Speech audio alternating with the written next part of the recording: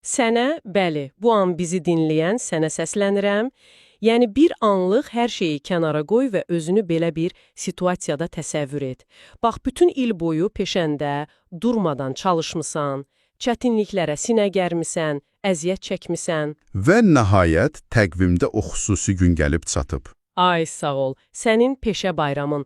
Təbii olaraq hər kəs kimi sən də əməyinin qarşılığında bir təqdir, bir mükafat gözləyirsən.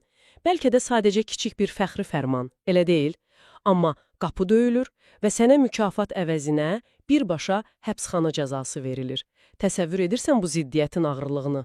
Düzü, şok effekti yaradan bir mənzərədir. Tamamilə. Biz bugün məhz belə bir kəskin, absurd və bir o qədər də sarsıdıcı reallıqla başlayan bir mətni masaya yatıracağıq. Söhbət Azərbaycanın mətbuat tarixinin ən təlatümlü dövrlərindən birinə aid mənbədən gedir. Bu, 2009-cu il iyulun 22-sində, yəni düz Milli Mətbuat günündə PS Nota qəzetində çap olunmuş Sərdar Əlibəylinin Milli Mətbuat gününə proloq və epiloq əvəzi adlı məqaləsidir. Çox səs-küllü və belə deyək, tarixi bir mətindir. Elədir. Amma əsas məsələyə keçməzdən əvvəl bir məqamı dəqiqləşdirək, yəni bu çox vacibdir. Bu mətin kəskin siyasi ittihamlarla, sərt sözlərlə doludur. Bizi bugün maraqlandıran onun hansı siyasi düşərgəyə aid olması deyil. Aha, yəni kimin haqlı, kimin haqsız olmasını müzakirə etmirik. Bəli, biz siyasi hakim rolunu oynamayacağıq, yaxud hansısa tərəfi müdafiə etməyəcək. Məqsədimiz sadəcə bu tarixli sənədin bir insanın öz həbsinə, sistemə və ən əsası öz həmkarlarına verdiyi reaksiyanın anatomiyasını çıxarmaqdır. Müəllif yazısını elə bu qəzəblə başlayır, deyir ki, milli mətbuata zindan, milsiz mətbuata pul-para əta etdilər. İndi gəl görək bu zindan qərarın arxasında əslində hansı mexanizmlər dayanır? Yəni, müəllifin qurduğu arqumentin anatomiyasına baxanda ilk diqqət çəkən məqam odur ki, o məsələni sadəcə fərdi bir haqsızlıq kimi təqdim etmir. Bəs necə edir? O, cəmiyyətdə baş verən fundamental ədalətsizlikləri bir tərəziyə qoyur. Bax, məqalədə jurnalistlərin adi tənqidi yazılara görə məhkəmələrdə aylarla, konkret desək düz 8 ay süründürüldüyü qeyd olunur. Bunun fonunda isə cəmiyyəti sarsıdan ağır cinayətlərin tamamilə cəzasız qalması mexanizmini araşdırır. Aha, o müqayisəni mən də xatırlayıram. O, universitetdəki kütləvi qətli xatırladırdı, elə deyil? Bəli. Onlarla insanın ölümü ilə nəticələnən bu qan gölünün dərhal ardınca təqsirin necə rahatlıqla bir nəfərin üzərinə atıldığını vurğulayır. Sanki heç nə olmayıbmış kimi gül bayramı və atəş-uşanlıq keçirildiyini yazır. O, sistemin insan həyatına verdiyi dəyərlə bir jurnalistin qələminə verdiyi təhlükə dərəcəsini bir növ üz-üzə qoyur.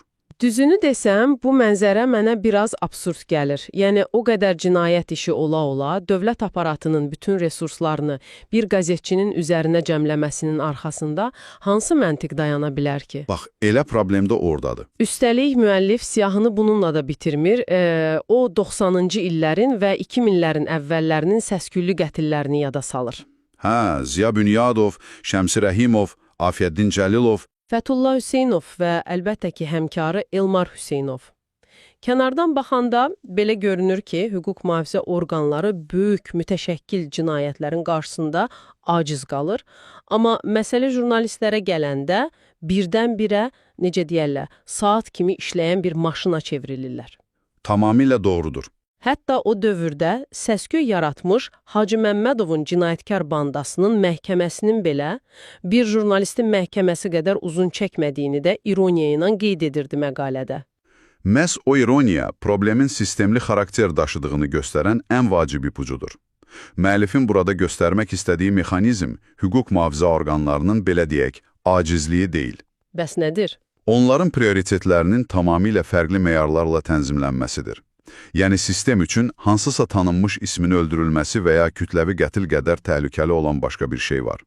O da ideoloji nəzarətin itirilməsidir. Aha, aydındır. Çünki tənqidi məqalə sistemin toxunulmazlıq aurasına, miflərinə zərbə vurur, hə. Ayso, buna görə də jurnalistin 8 ay mühakimə olunması sadəcə hüquqi bir proses deyil.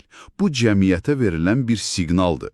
Dövlət aparatının bütün resursları ona görə bir qəzetçinin üzərinə cəmlənir ki, digərləri bu sərhəddi keçməyə cəsarət etməsinlər. Anladım. Yəni bu sanki arxanda böyük bir bank yarılıb, milyonlar oğurlanarkən kiminsə yerdə itmiş bir qəpiyi mikroskopla axtarmasına bənzəyir. Hə, çox dəqiq bənzətmədir. Və mənbədəki o məşhur rəqəmlər hissəsi var. Məncə, bu prioritetlər məsələsini heç nə o rəqəmlər qədər çılpaqlaşdıra bilməz. Təsəvvür et, müəllif məmurların büdcədən mənimsədiyi, paketlə paylanan milyardlarla bəhs edir. Milyardlar havada uçuşur, amma iş gəlib şərəf və liyaqətin məhkəmədə qiymətləndirilməsinə çatanda... Təyin olunan cərimə 17 manat 50 qəpik olur. Aha, 17 manat 50 qəpik, 2 generalın və 3 generallığa namizədin məhkəmə tərəfindən biçilən şərəf təzminatı budur. Eyni vaxtda isə sıradan bir adamın şikayəti əsasında 3 jurnalistə ən ağır həbs cəzası kəsilir.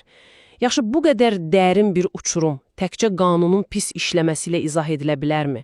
Bu rəqəmlər arasındakı məntiqsizlik nəyin göstəricisidir? Müəllifin təhlilinə görə bu uçurum qanunun pis işləməsinin yox, onun qeyri-rəsmi bir kasta sisteminə xidmət etməsinin nəticəsidir. O, açıq şəkildə qeyd edir ki, burada qanun və konstitusiya qarşısında bərabərlik prinsipi ümumiyyətlə işləmir. Yəni, ikili standartlar mövcuddur. Bəli, söhbət vətəndaşların, insanların sortlara bölünməsindən gedir. 17 manat 50 qəpiklik cərimə və o biri tərəfdə ən ağır həbs hökmləri arasındakı təzad əslində bir güc iyerarxiyasına təsiridir. Belə çıxır ki, sistem göstərir ki, qanunun gözündə kimin hansı tərəfdə olması əməlin özündən daha vacibdir. Tamamilə elədir. Əgər sən idarə edici elitanın maraqlarına xidmət edən dairəsənsə, sənin o şərəfinin zədələnməsi çox kiçik simvolik bir cərimə ilə kompensasiya oluna bilər. Lakin sən fərqli düşüncəni, müxalif mövqeni təmsil edirsənsə, ən kiçik bəhanə sənin fiziki azadlıqdan məhrum edilməyinlə nəticələnə bilər. Müəllif bunu sadə hüquqi insident kimi deyil, yuxarıdan aşağı baxma fəlsəfəsi kimi izah edir. Bura qədər hər şey aydındır. Bu, avtoritar meyilli sistemlərdə gördüyümüz tanış mənzərədir. Yəni, ədalət sistemi statusa baxır. Amma məqalənin ortalarına doğru müəllif elə bir iddia ortaya atır ki, düzü mən oxuyanda bir anlıq dayandım. Hansı iddiadan bəhs edirsən? O deyir ki, bütün bu cəzalar, qərarlar təsadüfi deyil, xüsusi olaraq şəxsən ona və qəzetinə qarşı yönəlib. Hətta qanunların sırf onu susturmaq üçün dəyişdirildiyini yazır. Hə, o sirli xəbərdarlıq məsələsi. Ay sağ ol. Mətbuat Şurası onları raket elan etdiyi gün ilkin mənbələri çıxışı olan bir şəxsin ona gətirdiyi xəbərdarlıq çox spesifikdir. Adam deyir ki, sənin barəndə ən üst səviyyədə qərar verilib. Ya baş redaktorluqdan get, ya kursunu dəyiş. Təkcə sənə görə hətta qanunlara belə dəyişiklik edilir. Olduqca ağır ittihamdır. Bir dəqiqə dayan, mən burada biraz şübhəci yanaşmaq istəyirəm. Bu səndə də biraz, belə deyək, qəhrəman sindromu təəssüratı yaratmır. Yəni, bir qəzetçinin yazılarına görə bütöv bir ölkənin qanunvericiliyi dəyişdirilir. Yəqin ki, çox adamda o sual yaranır. Yəni, bir jurnalist nə yaza bilər ki, dövlət maşını işini gücünü atıb, məhz bir qəzeti hədəfə alsın? Bu iddianın arxasında emosiyadan başqa hansısa real əsas, bir məntiq zənciri var ümumiyyətlə? Sənin bu şübhən tamamilə anlaşılandır. Təcrid olunmuş bir fərdin bütün dövlət mexanizmini yalnız özünə qarşı köklənmiş kimi hiss etməsi, kənardan egosentrik, hətta şişirilmiş görünə bilər. Amma müəllif öz iddiasını sadəcə quru sözlər və emosiyalar üzərində qurmur. O, xronologiyaya istinad edir. Necə yəni? Gəl, o saat mexanizminin necə işlədiyinə baxaq. Mətbuat Şurasının qərarı, ardından yuxarı dairələrdən gələn o açıq xəbərdarlıq, bax bunun ardınca jurnalistə 3 aylıq həbs qərarı verilir, amma diqqət et, icrası apellyasiyaya qədər təxirə salınır. Aha, yəni dərhal həbs etmirlər. Bəli, bu o deməkdir ki, cəza dərhal tətbiq olunmur. Bu, fərdi psixoloji təzyiq altında saxlamaq, ona bir növ düzəlmək üçün vaxt vermək məqsədi daşıyır. Göstəriş kimi? Ən maraqlısı isə odur ki, qəti həbs qərarı qəzetin köhnə formatdan çıxıb, PS nota adı altında yenidən mətbuadan çıxdığı ilk həftəyə təsadüf edir. Doğrudan, yəni qəzetin yeni versiyası çıxan kimi cəzanı aktivləşdirirlər. Ay sağ ol. Yəni müəllif göstərmək istəyir ki, atılan hər bir hüquqi addım əslində siyasi bir mesajıdır. Qanunların ona görə dəyişdirilməsi iddiasına gəldikdə isə bu təkcə onun qələminə yox, onun timsalında idarə oluna bilməyən hər hansı bir cəriyana qarşı sistemin verdiyi refleksin təsviridir. O deyir ki, o şəxsin bu qədər açıq danışması təsadüf deyildi. O sadəcə tapşırıq yerinə yetirirdi. Xronologiya həqiqətən də çox şey deyir. Əgər doğrudan da hər şey bu cür hesablanıbsa, müəllif çox iddialı bir qənaətə gəlir. O, Təzadların baş redaktoru Asif Mərzilinin həbsini də misal gətirərək deyir ki, bütün bunlar adi generalların işi deyil. Hər şey birbaşa yuxarıların məlumatı və sifarişi daxilində baş verir. Bəli, o iddia edir ki, hədəf birbaşa onun özüdür. Özünün də arqumenti budur ki, yazılarımın 99,9%-i məhz hakim ailə və dövlət başçısı haqqındadır. Yəni, mən məmurlarla yox, birbaşa yuxarı ilə münaqişədəyəm. Amma mənim beynimdə burada ciddi bir paradoks yaranır. Bizim incələdiyimiz bu mənbə düz Milli Mətbuat günündə dərc olunub. Həmin o bayram günündə. Bəli, həmin gün hökumət mətbuata böyük həcmdə maliyyə yardımları ayırır, tədbirlər keçirilir, xaricə belə bir mesaj verilir ki, yəni biz tolerantıq, humanistik. Yaxşı, əgər bu belədirsə, eyni gündə, bayram günündə tanınmış bir jurnalisti həbs etmək o qurulan imicə zərbə deyilmi? Müəllif bu məntiqsizliyi hansı siyasi gedişlə izah edir? Müəllifin fəlsəfəsində bu heç də məntiqsizlik deyil. Əksinə, sistemin xarakterini tam ifşa edən bir mexanizmdir. O, iqtidarın xaricə hesablanmış humanizm addımlarını, pul paylamasını publikaya hesablanmış bilef adlandırır. Yəni, sadəcə bir görüntü yaradırlar. Aha, yəni dövlət aparatının məqsədi daxildə həqiqi azadlıq yaratmaq deyil. Xarici auditoriya üçün demokratik dekorasiya qurmaqdır. Mətbuat günündə bir əllə pul paylayıb, digər əllə tənqidçini zindana atmaq əslində hamıya açıq bir mesajdır. Oyunun qaydalarını biz müəyyən edirik mesajı. Ay sağır. Müəllif buna görə vurğulayır ki, onun davası konkret şəxslərlə, xırda çinovniklərlə deyil. Onun davası ölkəni idarə edən o zehniyyətlə, sistemi bu cür quran riyakarlıq fəlsəfəsi ilədir. Riyakarlıq, bax bu söz bizi bəlkə də məqalənin ən sarsıdıcı, ən ağır hissəsinə gətirib çıxarır. Bura qədər biz davamlı olaraq dövlət ilə jurnalist arasındakı xarici konflikti təhlil etdik. Hə, sistemin amansızlığı, senzura, məhkəmələr. Bunların hamısı klassik mübarizənin elementləridir. Amma məqalənin sonundakı o xüsusi PS, yəni postscriptum hissəsində, ssenari qəfildən tamamilə başqa bir istiqamət alır. Müəllif hədəfini dəyişir. Bəli, bu hissə xüsusilə diqqət çəkir. O, tənqid oxlarını hökumətdən çevirib, məhz öz cəbhəsinə, öz həmkarlarına, o vaxtın ən aparıcı media qurumlarına yönəldir. Hekayə birdən-birə xarici konfliktdən çıxıb, mətbuatın daxilindəki səmimiyyət testinə çevrilir. Daha dərindən desək, mənəvi bir xiyanət hekayəsinə nə baş vermişdi o vaxt? Bu insanın kənar güclərdən çox, öz içindəkilərin riyakarlığından necə məyus ola biləcəyini göstərən ən dərin məqamlardan biridir. Müəllif həmkarlarını açıq şəkildə ikiyüzlülükdə ittiham edir. Məsələ nə ilə bağlı idi tam olaraq? Məsələ ondadır ki, həmin dövrdə ölkənin ən tanınmış müxalif jurnalistlərindən sayılan Qənimət Zahid və Eynullah Fətullayev həbsdə idilər. Qəzetlərin manşetləri bu adamlara azadlıq tələbləri ilə dolu idi. Lakin həmin o Milli Mətbuat günündə həmkarları zirzəmidə həbsdə olduğu halda, eyni qəzetlərin rəhbərliyi gedib hakimiyyətin onlara ayırdığı 10.000 manatlıq yardımı sakitcə qəbul edirlər. Alırlar. Hə, müəllif xüsusilə Azadlıq qəzetinin adını çəkərək yazır ki, öz məhbus baş redaktorunun hüquqlarını müdafiə edən bir qurum belə bu mükafatdan imtina edəcək cəsarəti tapmadı. Bax, gəl bu 10.000 manat məsələsini biraz da açaq. Çünki kimsə deyə bilər ki, qəzetlər ayaqda qalmaq, mübarizəni davam etdirmək üçün o pula ehtiyac duyurdular.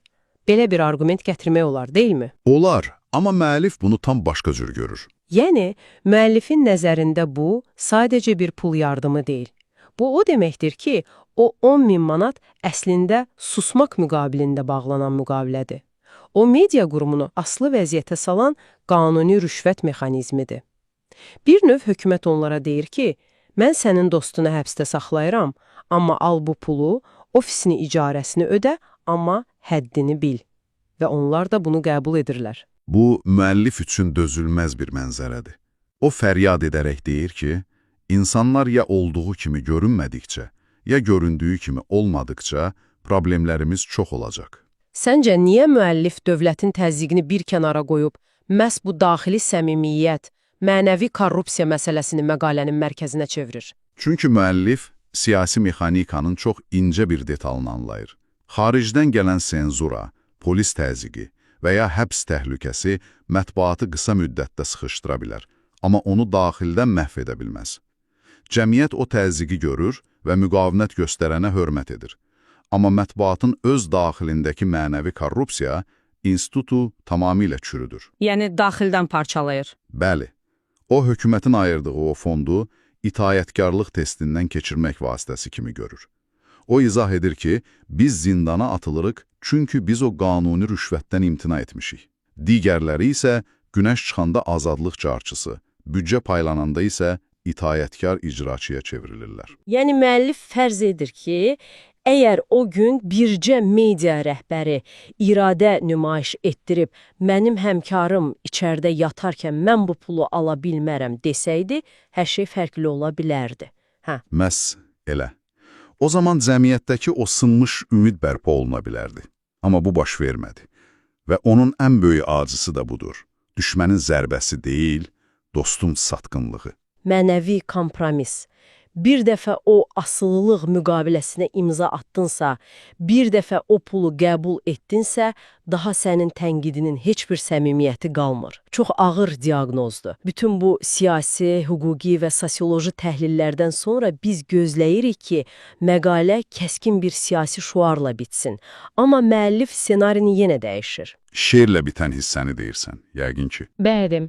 Məqalə qəfildən tam fərqli bir notda, həm təslimçi, həm də fövqəladə dərəcədə üsyankar bir iradə nümayişi ilə yekunlaşır. O deyir ki, 3 ay deyil, 13 ayım, hətta 13 il həbs alsa belə mövqeyindən dönməyəcək. Eyni zamanda əlavə edir ki, atacağı addımlarla dövlətin imicinə zərbə vurmaq istəmir. Bax, burada o məşhur ifadəni işlədir, emosiyalara qapılıb qaş qayıran yerdə göz çıxarmaq olmaz. Yəni, sistemə olan nifrəti dövlətçiliyə olan sayğısını üstələyə bilməz. Ay sağ ol. Və ən heyratamız hissə, bütün bu siyasət dərsinin sonu Dərviş Cavanşirin şeiri ilə gəlir. Niyə belə sənədli faktoloji bir mətn sonda poeziyaya sığınır?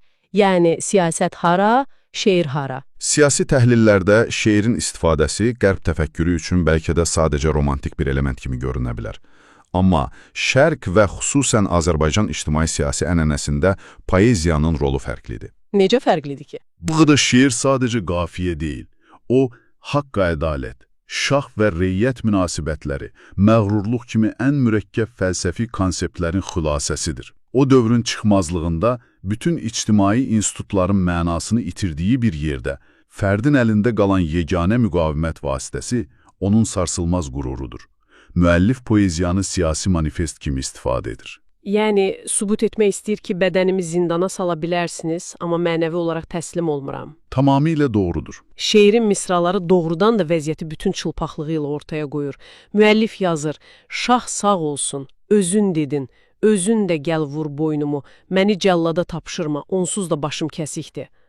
Bunun arxasında dayanan məntiq nədir? Cəllad dedikdə kimi nəzərdə tutur burada? Bu, klassik hakimiyyət fərd hiyerarxiyasının ən gözəl poetik ifadəsidir.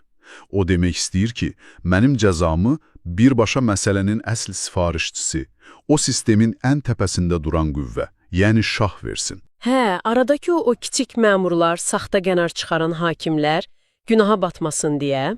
Aysal, cəlladlar məhz onlardır. Çünki onların heç bir iradəsi yoxdur. Eyni zamanda o, cəzanı haqdan qəbul edərək fiziki məğlubiyyətini mənəvi qalibiyyətə çevirir. Öz mühakiməsini adi məhkəmə zalından çıxarıb, ilahi ədalət müstəvisinə qaldırır. Zəncirlər içində belə ruhun azad olduğunu elan etmək həqiqətən də çox sarsıdıcıdır. Bugün incələdiyimiz bu mənbə 2009-cu ilin 22 iyulunda qəzet səhifəsində dərc olunan bu qışqırıq sadəcə bir məhkəmə işi deyil. Əlbəttə, bu çox daha geniş bir mənzərəni əks etdirir. Bu sənəd hüquq sistemindəki qorxunc ikili standartları, vətəndaşların görünməyən kastalara bölünməsini, ifadə azadlığının sərhədlərini göstərən bir rentgen aparatıdır. Və bəlkə də ən önəmlisi, cəmiyyətin güzgüsü sayılan mətbuatın öz içindəki o amansız mənəvi korrupsiya mexanizmini, susmaq müqabilində bağlanan o gizli müqavilələri ifşa edən bir tarix dərsidir. Biz bugün o güzgüyə baxıb, təkcə keçmişin yox, ümumiyyətlə, sistemlərin necə işlədiyinin anatomiyasını görməyə çalışdıq. İndi isə bugünkü dərin təhlilimizi bitirərkən səni bəlkə də biraz narahat edəcək, provokativ bir sualla baş-başa buraxmaq istəyirəm. Bugün, düz bu saniyə və ya sabah səhər hər hansı bir xəbər saytını açanda ya da bir siyasi müsahibəni oxuyarkən bircə anlıq dayan və bunun üzərində düşün. Çox maraqlı sual olacaq deyəsən. Tənqid etməli, fəaliyyətini nəzarətdə saxlamalı olduğu qurumlardan, birbaşa və ya dolayısıyla maliyyə asılılığı olan hər hansı bir medianın tam azad olması ümumiyyətlə mümkündürmü? Yoxsa o çox cəsarətli görünən tənqidlərin, o səsküylü manşetlərin arxasında bizim heç vaxt görmədiyimiz, çoxdan imzalanmış o 10.000 manatlıq asıllıq müqavilələri dayanır? Düşünməyə dəyər. Ümid edirəm ki, bugünkü araşdırmamızda sənin üçün fərqli bir pəncərə aça bildik. Zindan qapıları ilə bitən o tarixi mətbuat gününün pərdəarxası məqamlarından hələlik bu qədər. Səni səsləndirdiyimiz bu yeni biliklər və suallarla öz düşüncələrinə daldıraraq növbəti dərin təhlilimizdə görüşənə dək deyirəm. Özünə yaxşı bax, sağ ol.